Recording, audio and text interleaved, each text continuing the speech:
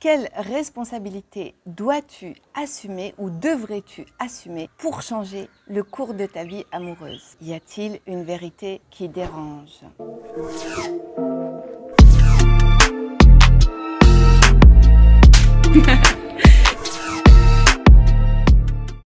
Bonjour à toi, si tu ne me connais pas encore, je suis Karima Abbassi, je suis coach, entrepreneur, créatrice de la méthode Namaera et c'est la méthode que j'ai créée pour toutes les femmes qui sont en souffrance d'elles-mêmes, qui ne se sont pas encore rencontrées et qui en plus n'ont pas encore rencontré leur compagnon de vie. Alors si tu te reconnais dans cette description, eh bien je t'invite déjà dans un premier temps à cliquer sur le lien qui est juste en dessous de la vidéo. C'est un moment que je t'offre. Alors soit c'est avec moi, soit c'est avec un membre de l'équipe de Namaera. C'est offert, c'est sans engagement. C'est un moment qui va te permettre tout simplement de te poser et aussi d'échanger avec nous sur tes problématiques et sur ce vers quoi tu as envie d'aller. Et aujourd'hui, il est peut-être temps d'arrêter de rêver et de passer à l'action. Alors vas-y, clique sur le lien et peut-être qu'on va pouvoir réellement te trouver des solutions. Alors je dis bien peut-être, pourquoi? Parce que je ne garantis pas que tu feras partie des personnes qu'on peut accompagner. Donc tente ta chance, vas-y. Comme le dit ce slogan du loto, 100% des gagnants ont tenté leur chance. Donc vas-y, tente ta chance. Alors c'est même plus que ta chance parce que là du coup tu passes à l'action. Donc vas-y, imite-toi. Mais sauf que tu vois, moi j'ai besoin de faire ma vidéo quand même. Aussi, pense à t'abonner, pense à liker, pense à laisser des commentaires. Nous, on aime ça, ça fait vivre la chaîne. Partage aussi, partage, d'accord? Voilà, parce que la bonne parole, si tu trouves que c'est la bonne parole, propage-la et ça peut aider d'autres femmes. Je sais, cette question de vérité, de responsabilité, c'est pas toujours très facile à accepter, de se dire que j'ai une part de responsabilité dans l'échec ou dans la non-réalisation de mes objectifs. On va aller plus profondément, je vais développer. Je parle tous les jours à des femmes et tous les jours j'entends combien c'est difficile pour elles de construire une relation durable. Combien c'est difficile pour elles d'être heureuses et épanouies. Et c'est peut-être ton cas aussi. Alors, encore une fois, je t'invite vraiment à rester jusqu'au bout parce que aujourd'hui, je vais t'apporter quelques lumières qui vont être très utiles pour ton avancement. Bon, je vais la faire court. Situation très commune et qui reviennent assez régulièrement. Tu fais des rencontres et sauf que ce sont des rencontres qui aboutissent toujours vers des ruptures. Si on résume, tu as déjà essayé plusieurs relations avec des hommes qui systématiquement soit ne s'engagent pas, soit disparaissent du jour au lendemain, soit deviennent froids, des relations ou des débuts de relations qui se terminent toujours à peu près de la même manière. Voire même peut-être que tu ne rencontres plus personne depuis un moment. Tu trouves que dans ta vie, c'est un peu le désert, voire beaucoup le désert. Tu trouves que ta vie, elle est plutôt assez chaotique. Donc ça, je reprends ce terme parce que c'est un terme qui est quand même assez souvent utilisé. Et tu ne comprends pas pourquoi. Tu ne comprends pas pourquoi parce qu'en même temps, il y a de fortes chances qu'autour de toi, ton entourage te dise « Mais comment ça se fait? T'es plutôt sympa, t'es mignonne, t'es indépendante, t'es dynamique, t'es gentille, etc., etc. » Personne ne comprend pourquoi tu n'arrives pas à trouver quelqu'un qui te corresponde et construire une relation durable. Et toi-même, tu ne comprends pas pourquoi. Et j'entends, et c'est peut-être ton cas, j'entends ces femmes me dire « Karima, moi ce que je veux, c'est très simple, je veux pas la lune, je veux juste un homme qui m'aime, qui prenne soin de moi, avec qui ça se passe bien pour partager des beaux moments. Et j'ai tellement d'amour à offrir. » Et c'est touchant. Moi, ça me touche quand j'entends ça. Ça me touche, mais en même temps, quelque part, ça m'énerve. Parce que, je vais vous dire pourquoi. Ça m'énerve parce que là, finalement, je me dis, ces femmes, elles sont en effet formidables, et c'est sûrement ton cas aussi.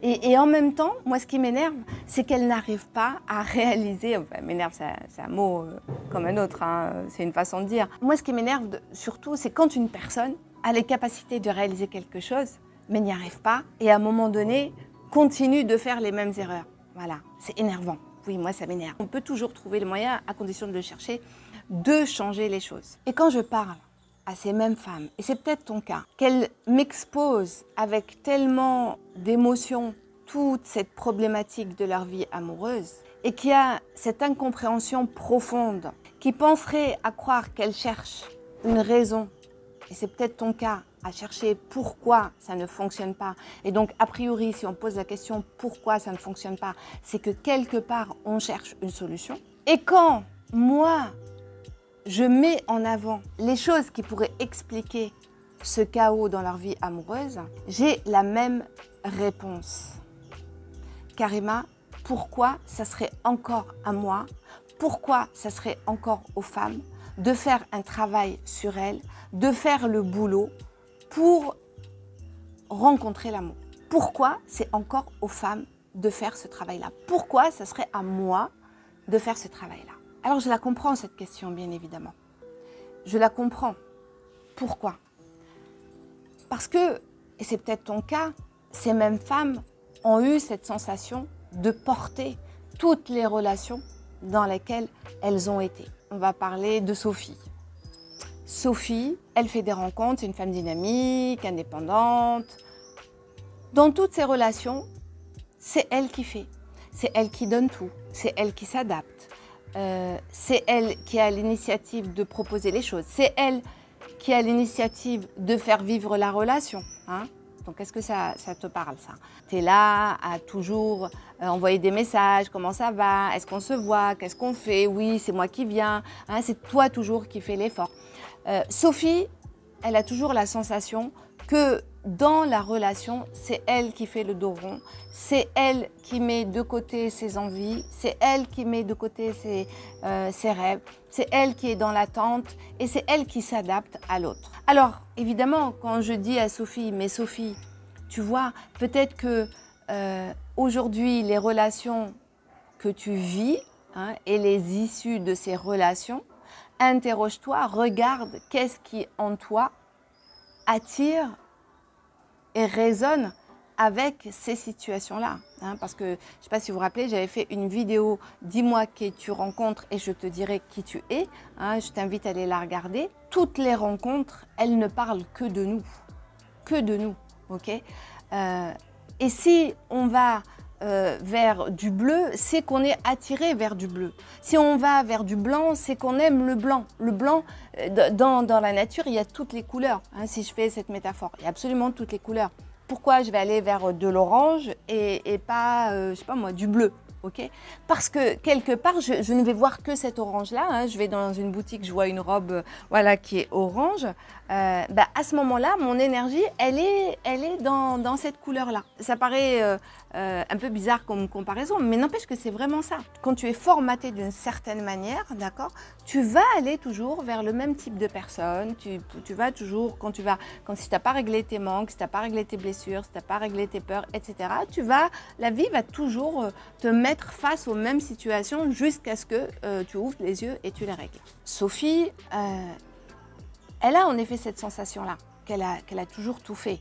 Puis imagine même, peut-être que tu es comme Sophie, en plus tu as des enfants, en plus tu as un ex-mari à gérer, en plus tu as peut-être une famille à gérer, des parents à gérer, peut-être que tu es celle qui est toujours à rendre service et à être à l'écoute des autres. Donc à un moment donné, je dis à Sophie, tu dois faire un travail sur toi si tu veux rencontrer l'amour. C'est normal que Sophie elle dise non. Non, pourquoi ce serait encore moi? Moi je t'invite là à prendre de la hauteur, ok? Pourquoi? Parce que c'est exactement ce que je dis à Sophie. Sophie, en fait, tout ce que tu as été jusqu'à maintenant à faire le dos rond, à t'adapter, à être celle qui est toujours à rendre service, qui met ses envies, ses rêves de côté, celle qui écoute, c'est justement ça le problème. C'est justement ça le problème.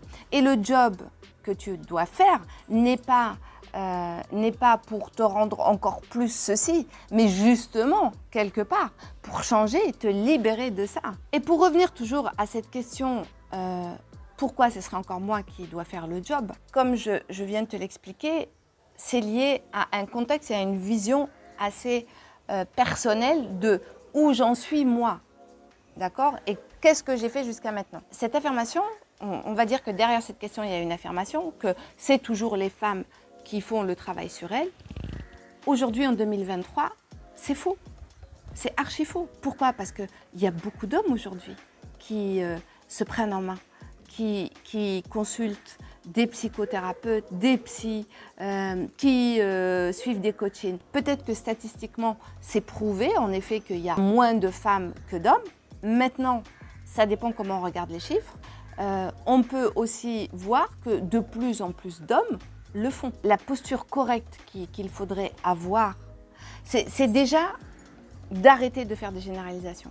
Faire des généralisations en disant tout le monde est comme ci, tout le monde est comme ça, c'est jamais très bon parce que ça nous donne une vision du monde qui est très étriquée, très erronée, très subjective et contestable. D'accord? C'est une opinion, ce n'est pas constructif. Et c'est jamais bon pour soi. D'abord, cette question, pourquoi, c'est une question de toute façon qui enferme, qui n'apporte jamais de solution, parce que ça fait combien d'années que tu te la poses. Et d'autre part, la question le fait de faire des généralisations, c'est jamais bon parce que qu'est-ce que ça fait? Ça nous renferme à chaque fois qu'on est dans des généralisations à dire tout le monde est comme ci, tous les hommes sont comme ça, toutes les femmes sont comme ci ou je ne sais quoi. Ce n'est qu'une affirmation qui t'enferme sur toi-même et qui fait que fabriquer des toxines, qui fabrique du stress, de la frustration, de la déception, du rejet de l'autre. Donc c'est pas bon. C'est pas bon et c'est faux en plus. Et c'est faux. C'est vraiment une vue qui est totalement étriquée en fait.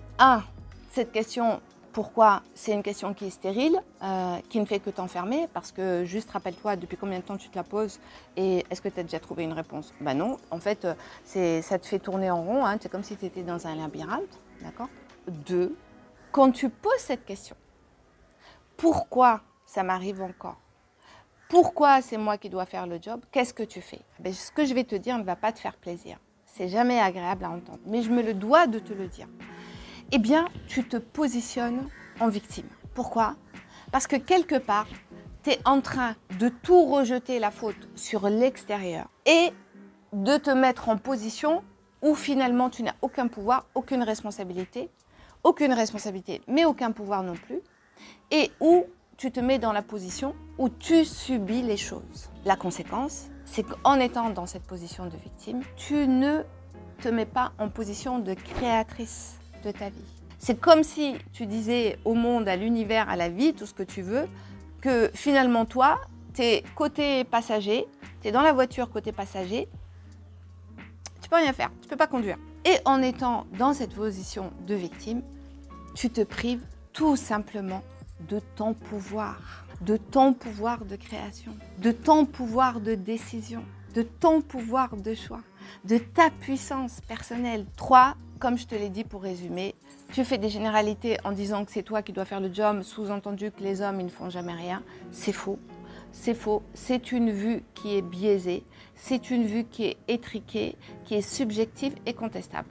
Parce qu'aujourd'hui, il y a des hommes qui font le job, qui travaillent sur eux et il y en a de plus en plus. Alors, il n'y en a peut-être pas autant que les femmes, comme je l'ai dit, mais il y en a de plus en plus. Donc, à toi de trouver le bon. En fait, c'est ta responsabilité d'aller justement trouver le bon. Mais un homme qui fait un travail sur lui, il ne voudra pas d'une femme qui a encore ses casseroles, qui est encore embourbée dans ses problèmes, dans ses blessures, dans ses peurs. Et oui, il n'en voudra pas. Et c'est normal. Quand tu as évolué, quand tu as fait un travail sur toi, tu as envie d'avoir quelqu'un qui est au même niveau. Solution. 1, arrête de faire des généralités. Donc tu peux remettre du contexte. Tu peux précisément dire, au lieu de dire tous les hommes ne font pas le travail, ne se remettent pas en question, tu peux plutôt dire les hommes que j'ai rencontrés n'étaient pas en mesure de se remettre en question et de travailler sur eux. Ça, c'est plus juste, ok? Alors, dans ce cas, la solution, c'est dis-toi, que faudrait-il pour que moi, aujourd'hui, je fasse ce travail sur moi et que je rencontre un homme qui l'ait fait. Voilà, ça, c'est plus correct et c'est plus juste. Tu vois, je ne sais pas si tu sens déjà que ça ouvre des portes et des perspectives. Deuxièmement, évidemment, arrêter de te positionner en victime. Arrêter de te positionner en victime, c'est arrêter aussi, c'est quelque part, c'est de sortir de ce fameux triangle de Karpman. Donc, ce fameux triangle de Karpman, qui est un schéma de comportement qui est totalement malsain. Quand tu es dans ce triangle, tu joues alternativement différents rôles. Soit tu es victime, soit tu es bourreau, soit tu es sauveur, ça te parle? Donc, l'objectif, c'est de sortir de là, c'est d'être le sauveur de personne. Dans ce cas, tu n'es le bourreau de personne et surtout, tu ne te positionnes plus en tant que victime et tu prends la responsabilité, en tout cas, de ce qui t'arrive, dans le sens responsabilité de ce qui t'arrive. C'est pas dans le sens d'une faute. Ah, c'est ta faute, c'est bien fait pour toi, un peu comme les enfants, tu vois. Non, c'est ok, waouh, j'ai créé cette situation. Waouh, qu'est-ce qui en moi fait que j'ai créé cette situation-là? Et faire une introspection à ce moment-là, de dire ok, c'est peut-être mes peurs, c'est peut-être mes manques, c'est peut-être mes croyances, qui fait que voilà, je répète les mêmes choses. C'est en ce sens-là, d'accord? Après, tu n'es pas responsable du comportement de l'autre, on est bien d'accord, hein? Mais sauf que ta responsabilité, elle est juste que dans ta résonance liée à tout ce que tu portes en toi, fait que tu as été plutôt inconsciemment vers cette personne-là. Elle est là ta responsabilité. Après, encore une fois, comme je te le dis, hein, dans un champ, il y a des arbres, il y a des fleurs, il y a des ronces, il y a des mauvaises herbes. À toi, évidemment, de choisir vers quoi tu veux aller. Et en faisant cela, en fait, tu deviens créatrice de ta vie. Quand je prends la responsabilité de mes échecs, dans le sens échec entre guillemets, dans le sens où je me dis waouh, voilà, ce que j'ai créé là, c'est le fruit de mes pensées, c'est le fruit de ce que je porte. La bonne nouvelle, c'est que je suis une grande créatrice, hein. Donc la bonne nouvelle, c'est que si j'ai créé ça, ben, je peux créer aussi quelque chose qui correspond davantage à ce que je veux. Donc je prends conscience, je récupère mon pouvoir. Ok, j'ai créé ça, ok, très bien, je crée le négatif. Bah, ok, maintenant je vais, comme j'ai ce pouvoir-là, donc ça veut dire que je peux créer avec autant de puissance du positif et du beau et du merveilleux et je reprends le pouvoir sur ma vie. Je vais pour créer ce à quoi j'aspire. Aussi, mes derniers conseils, rejeter les autres, rejeter la faute sur les autres, rejeter tous ceux qui te font du mal ou tous ceux qui ne correspondent pas à ce que tu veux, tous ceux qui font que tu te retrouves dans des situations où tu n'as pas envie de te retrouver. Tant que tu rejetteras ça, tu continueras à l'attirer. Donc, arrête d'être dans le rejet, d'accord? En fait, dans la vie, il y a de tout. Il y a du noir, il y a du blanc, il y a des ronces, il y a des fleurs, il y a des arbres de toutes sortes. La nature est très variée, d'accord? C'est à toi juste de choisir vers où tu as envie d'aller. C'est pas nier ce qui existe, ça existe et c'est le reconnaître son existence, ok? Pour autant décider que toi, c'est pas vers là que tu as envie d'aller. Tout simplement. Hein, c'est comme quand on fait, voilà, autour de soi, il y a toujours des personnes toxiques. Enfin, toxiques pour soi en tout cas. Donc, juste arrête de les fréquenter. Hein. Si elles te font du mal, arrête de les fréquenter et va vers des personnes qui te font du bien. C'est exactement la même chose. Ces personnes, de toute façon, le fait de les rejeter, ces personnes, ça ne va pas les faire disparaître. Bien au contraire, plus tu vas les rejeter, plus tu vas leur donner consistance et plus elles vont continuer à exister encore plus fort à tes yeux. Juste ignore. Voilà, ok, elles sont là, je passe mon chemin. Et je prends en compte qu'elles existent. Ma conclusion, c'est sors du drame. Remets de la légèreté, même dans tes problèmes. Pas pour les minimiser, mais juste pour te donner l'élan et l'énergie d'aller de l'avant. Avant d'aller vers la rencontre, c'est vraiment important d'aller déjà à ta rencontre à toi. Et c'est toute la mission de Namaera. C'est de t'aider à aller te rencontrer comme jamais tu l'as fait. Alors aujourd'hui, si c'est ça que tu veux faire, la vérité qui fait mal, si aujourd'hui tu es dans une situation où tu as l'impression, tu répètes, c'est que tu as besoin de travailler sur toi. Si tu as besoin d'aller à ta rencontre, tu as besoin de faire un reset. Alors, soit tu le fais seul, ok, soit tu penses que tu as besoin d'aide, mais tu ne sais pas comment t'y prendre. Alors, vas-y, clique sur le lien, prends donc ce bilan avec moi ou Laura ou un autre membre de l'équipe Namaera. Et on est là pour t'aider, c'est offert, c'est gratuit, c'est sans engagement, tu n'as rien à perdre. Alors, vas-y. Sur ce, pense à t'abonner, pense à liker, pense à partager. Et je te dis à très vite.